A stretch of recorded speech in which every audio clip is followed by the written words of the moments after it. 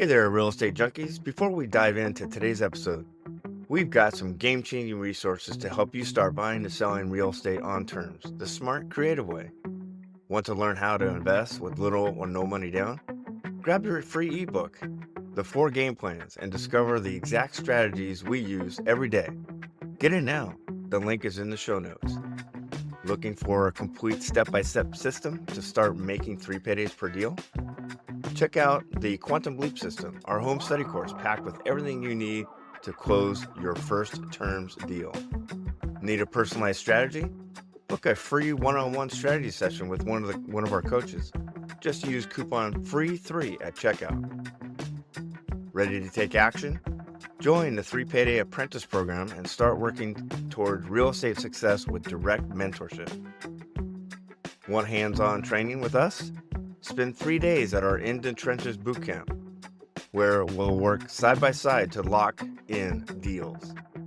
And don't miss our biggest event of the year, QOS Live 2025. Connect with top investors, sharpen your skills, and take your business to the next level. Secure your spot today. All links are right below in the show notes. Click now and start building your real estate empire.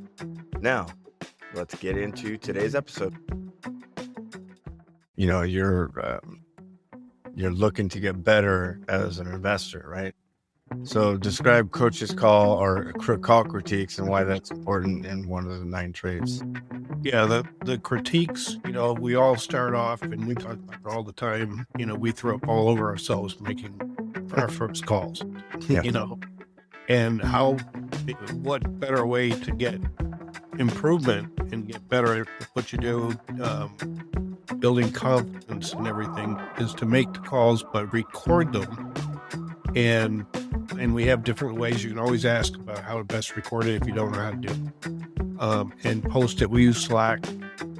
We have each level has a call critique channel, and you post the call there, and we'll go in and critique the call.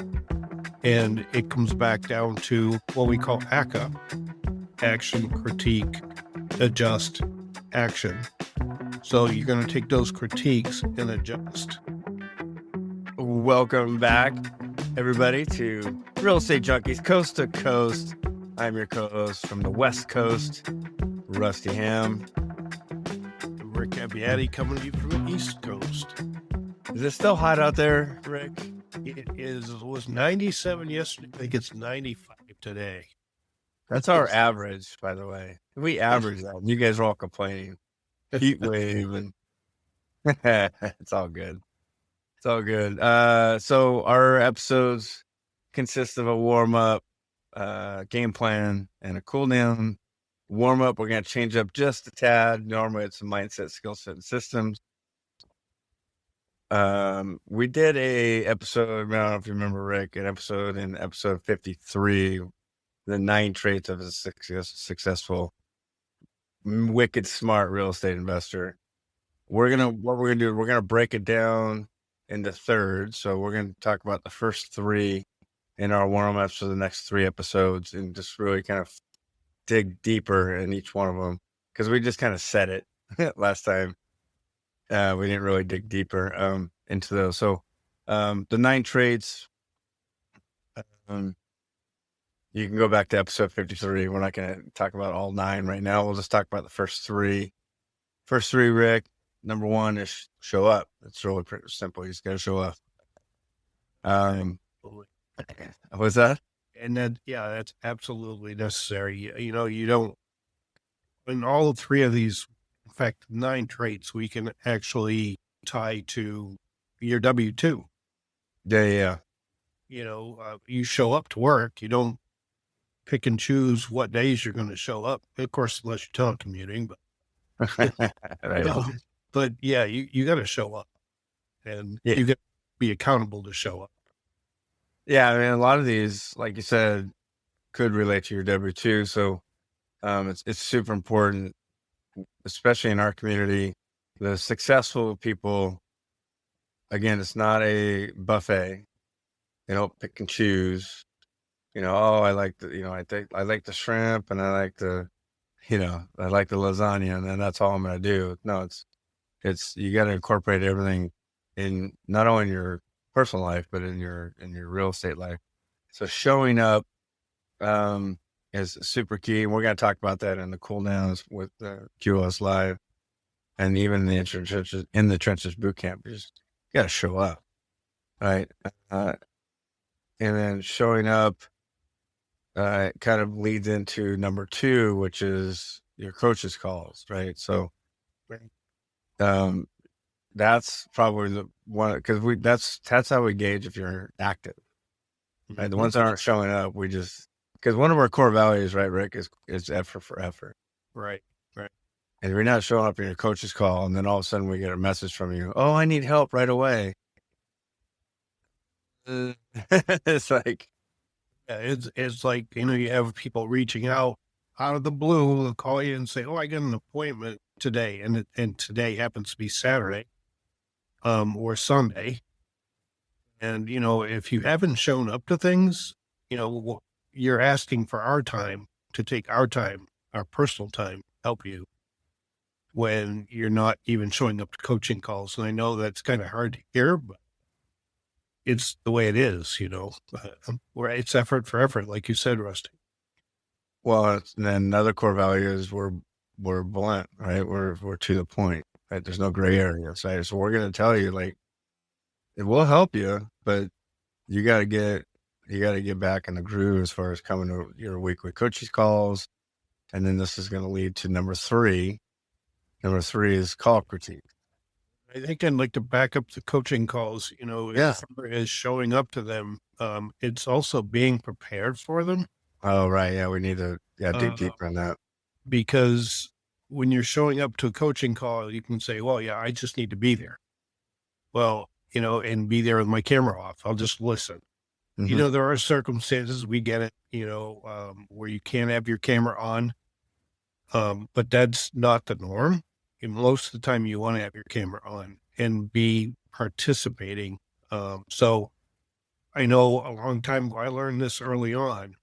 Every week before the coaching call, in between coaching calls, I'd write down things that I needed to find out more about, or to ask questions on, or things I was having some challenges with.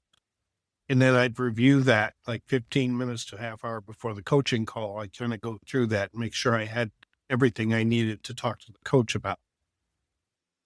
Right. Yeah. And it's just not talking to sellers. It could be business related. Like after you got your 4th deal, I'm sure you had a lot of questions on, what kind of EA should I get? Should I get another VA? Right. So you're talking about more business stuff too. When I do coach call and they show up with no camera, I don't even address them, talk to them, because we start each week we call with, positive focus, right? If their camera's on, I don't even ask them, hey, what's your positive focus? Because, I don't want to, all I hear is all of a sudden hear a voice. Oh, I was able to spend time with my family. We're going to get into, there's more in that 9 trays, but go ahead. And I know the other thing that I've seen a lot of, and I know you've seen too, it was people put note taker apps on, and they don't join the coaching call. They have their note taker. I don't accept those. I delete them. I just reject them. Yep. I delete them. Yeah. That's a good point. I'm glad I do that. It's one of my pet peeves is those little things. So coach's calls, you're coming with, at least 2 or 3 things that, that somebody you talk to, a seller that you talk to, or something business related. You want to have those type of questions, available. And like I said, your camera's on, you're ready to go. So coach's calls, and then go for it. I just want to say the last thing address on that is, you may not have a whole lot for the coaching call, but just missing a coaching call, you could miss out on some nuggets. Someone else is asking that inside without you even thinking about it affects you as well. Right. So it's important. Yeah. So that's, the number 1 was showing up, and showing up is for everything. It's, ITTB, all the things that we provide, you got to show up. But coaching calls is probably number one. Again, it's effort for effort. We show you, if we see you coming to the coach's calls and you're asking questions, again, effort for effort. We're gonna pour gas, and we call it pouring gas on you.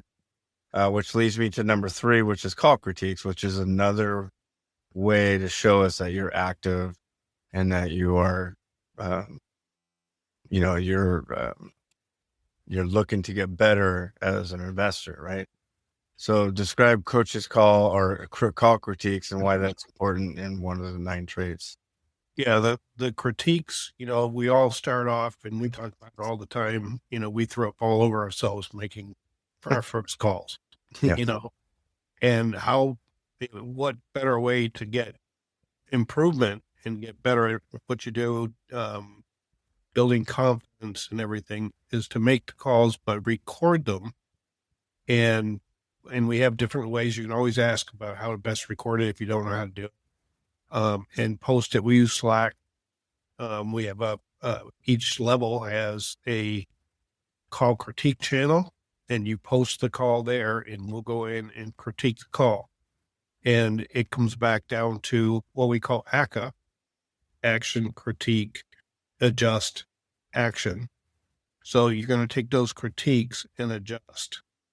Right. So and that's important because we can tell, if you're submitting call critiques and you're making the same mistakes, you're not adjusting. You're not adjusting, right? Yeah, and that brings me to, again, it's effort for effort. If you're sending these call critiques, we know that you want to get better. That's how you get better. Is you submit your calls. Now some people will send. What kind of call do you want to hear? Do you want to hear their best call, or do you want to hear the one that they throw up on? I want to hear all of them. Oh, not all of them. We ask everybody to submit 2 at a time, and once we've critiqued them, submit a couple more. Yeah. But initially I started off, oh, that was a good call, I'm not going to submit that for critique. Just the opposite, because you learn from the ones you make mistakes on. Right. And then we also, even because a lot of times some people will send in their voicemails that they're leaving, right? Mm-hmm. And that's important too, because majority of time when you are making dials, it's going to go to voicemail, right? Because only 10 to 15% pick up. So hypothetically, you make 10 dials, you're probably going to make 7 or 8, because you're going to have some hangups. You're going to have some people, wrong numbers. But I mean, theoretically, you probably, out of 10 calls, you're going to make 7 or 8 voicemail. And if you're not getting calls back from sellers from your voicemail, then we got to critique that and make sure that is, because those are the most important ones. The ones that call back are the ones that are motivated, right? So we want to make sure that we are critiquing all kinds of calls. And then I also critique a call, or Nick did, or he put it in the scripts channel. We have it in Slack. We have a scripts and dialogue channel. Nick put it in a buyer's call. So not only on the seller side, you are learning, but you're also learning on the buyer side. When you do get a house under contract, you can listen to Nick and find out what you need to be saying on the buyer side, correct? Right. And the other thing, we talk about scripts and dialogue channel and the call critiques channel. It's a wise idea to listen to other people's calls and read the critique on how we critiqued them. Right. Yeah. So you play the recording and you just read the critique. And so you're like, oh, okay. So if this seller says this is how I'm supposed to respond and pivot out of that. So good stuff. Yeah. So those are the first 3 attributes that you need to be successful in this community, right? Right. And, again, it relates to your W-2. You show up, obviously, you're prepared for meetings. You don't just blow off meetings, feel like it. And call critiques, you can kind of relate that to performance evaluations. You're going to take a performance evaluation from a superior, and you're going to hopefully put that into play. Use ACA, right? Yep. Right. critique and make those adjustments and then take action. Good stuff, Rick. Let's pivot to our game plan. You mentioned this off the air. We have a couple of different ways. Now, we'll get into that, but we've talked about sub twos, the different types of sub twos, why we would do sub twos. I did a sub two. Actually, we talked about it last week. I think I did a sub two. Guy had a ton of equity. He had 2 payments. I was able to stop the bleeding. I gave him 5% up front. I did an owner financing on his equity, and then we did 48 months. Sub two, title transfer to me because I gave him money up front. I'm going to own the home. So that's one way, right? The sub two owner financing component. Second way is there's a seller that's behind on payments. Maybe they're pre-foreclosure. Maybe there's 2 or 3 payments behind. We catch them up on that payment, save their credit, buy the home subject to the existing mortgage. And then, that's infinite, right? They may or may not have equity. My first sub two, they had equity, but I also had to catch them up. So there was an owner financing component to that, but we're going to change the title.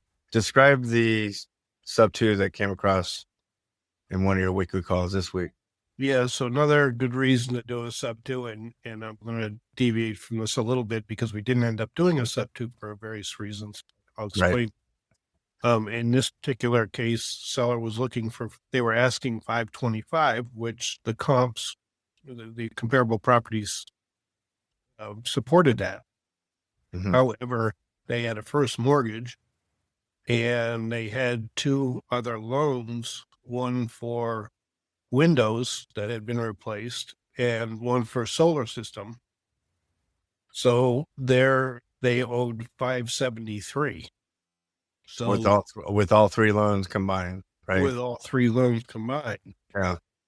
So we had to play with some numbers, and we looked at various options. The sub two obviously made sense. There was no equity. They were 50,000, almost 50,000 underwater. Yeah. But we're able to do that with sub two. Now, the challenge that we had is, with our market, we sell at a higher price because our market, rent to own market, does bring a higher price. But that selling price, we couldn't go as high as what they owed. So we're going to purchase it for the 573. We'll probably sell it for maybe 569. So we're selling it for less than we're paying for it. But with the 3 payday system, it's still a very profitable deal. Looking at probably $70K, all 3 paydays, because there's enough in the payday 2s, or payday 2 and the principal pay down between the 3 loans. So why not? Because you mentioned before that you were going to do a lease purchase, not a sub two. Why? Describe that. So the reason we pivoted to a lease purchase is because there was an HOA involved, and you have to own the property for 3 years before you can rent it out. Really? So since we do sub two, if we did a sub two, we'd be renting to own it to an end buyer, a tenant buyer, which we can't do it because we don't own it for 3 years. The seller had just moved out of it, so they technically own it still. So it's going to still remain under their name as the owners, and we can do a rent to own. Right. So we do a lease purchase on that. It's the same. It's just that we don't have ownership of it. Okay. But down the road you could. So theoretically, let's say after 36 months, because because there's no equity, typically with a sub two, if there's no equity, you own the home forever, right? It's indefinite. You can do multiple things with it. You can rent it out. You can do a rent to own. You can Airbnb it if you wanted to, because you own this. There's no infinite day. You don't owe the seller anything, so it's infinite. So in this case, you would want to get probably the longest. It is infinite, even though it's a lease purchase. It's still indefinite, correct? Well, the lease purchase has a term on it. Yeah, being it's pretty much indefinite because there's Okay. no payoff date. So you'd want to get a long, a 48-month lease purchase hypothetically, and then after 36 months, transfer the title, and then Right. now you want it indefinitely.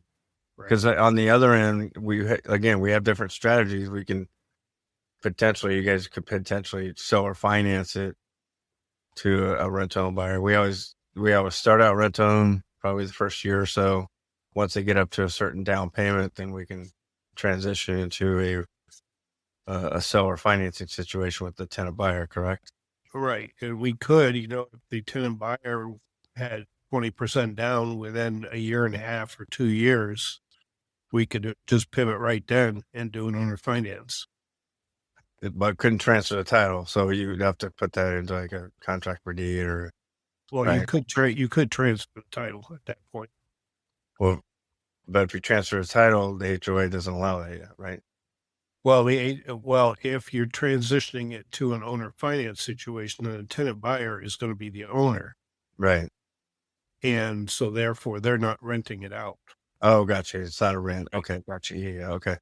That's good, man. I mean, I'd never heard that way before. I've never heard that. So this is new for me, which is, I've been in the community for 6 years. So that's new for me. It was funny because when I was going over the deal, I was scratching my head going, how are we going to do this? Right. Well, so let's backtrack and because we have some time here.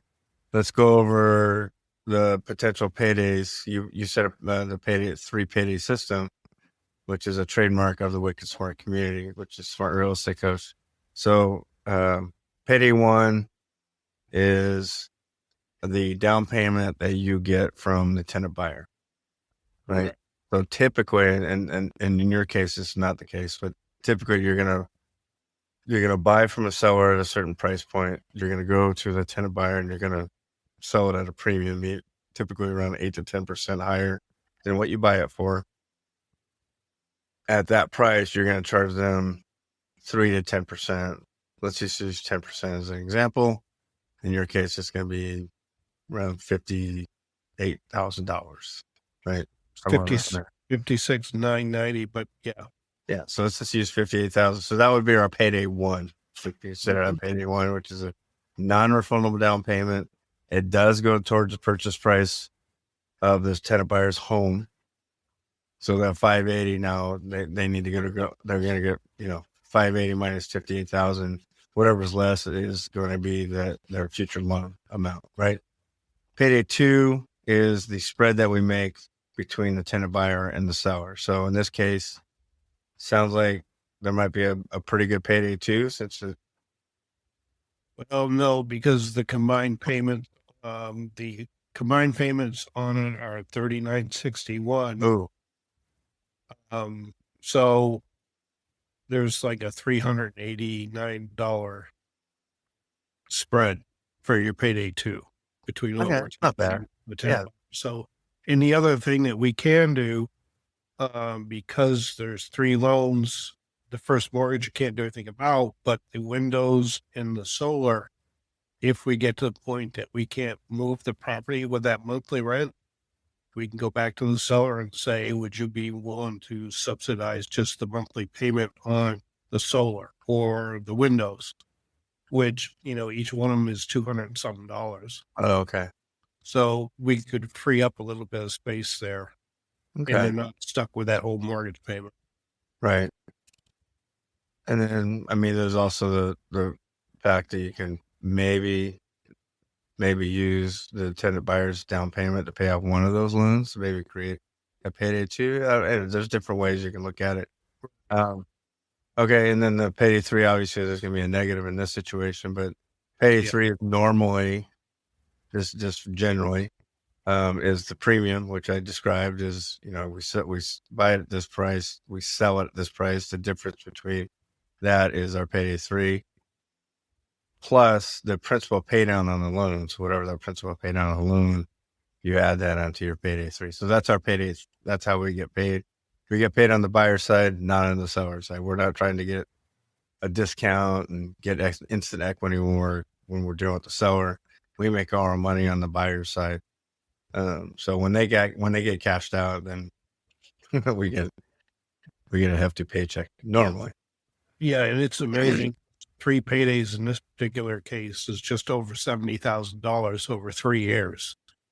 And considering we went into it at $50,000 underwater. Yeah.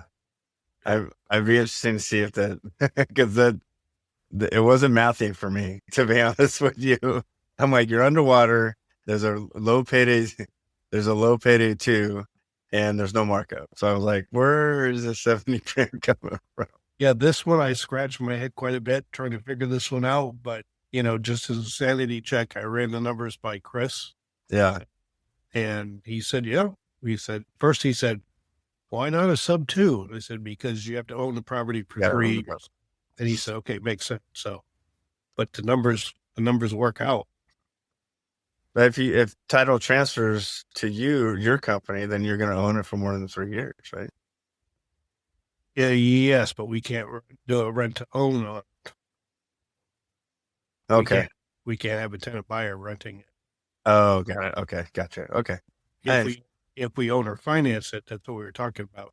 Then they own the property, and then you're as a bank. Okay, I got it. Very cool. Very cool. All right, let's our cool down. I know we always talk about it, and it's our QOS Live in October. In fact, my wife and I were just talking. I think we're gonna arrive Friday afternoon. We're gonna stay. We're gonna Friday night, Saturday, Sunday. She's gonna fly back Monday, and then I'm just gonna stay for the Monday, Tuesday event, and then fly home on Wednesday. So I got to figure that out with the wicked smart people. But let's talk about QOS and the importance of being there. Number one, just talk about the importance of being there. And again, that goes back to the number one trait, which is show up. Right? We talked about showing up to your weekly calls.